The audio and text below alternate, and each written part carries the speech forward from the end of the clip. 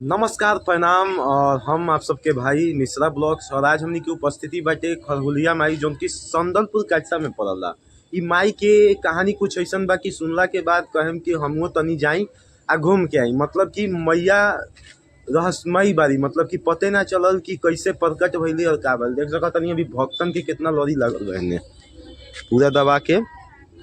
और मतलब कि जैसे कि केहू के मन्नत अगर पूरा हो जाला, जे सच्चा दिल से मन्नत मांगला एकर पूरा हो जाला, तो इहो लोग एजा इंतजाम करावला लोग खुशी खुशी। और मैया सबनी के मन्नत पूरा करली। तो खरहुलिया माई के दरबार अपना आप में बहुत ही रहस्यमयी बाटे। और सोचनी कि चल कहानी देखा दी। देख सकतनी बहुत ही आकर्षक ही मंदिर बाटे। मंदिर के प्रांगण देख सकतनी, एमे घंटी के पूरा जोर नहीं है, मतलब भक्तन के लाइन लागल बाटे। देख सकतनी मतलब सोमवार और शुक्रवार के ही मंदिर पर इतना ज़्यादा भीड़ रहला कि क्या कहल जाए, यानी कि हमेशा लोग आते जाते रहला।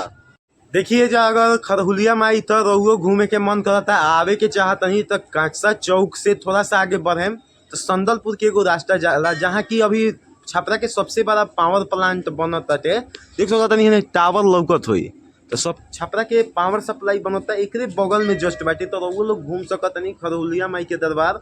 और एजा लोग मन्नत मांग के आ जौन इच्छा होला तौन चढ़ावला। देख सकतनी कितना लोग तो घंटे भी चढ़ैले बाटे। एने देखी पूरा घंटी, मतलब जेकरा जौन इच्छा करला करवावला, अपन धर्मशालो बनवैले बा लोग मिल के।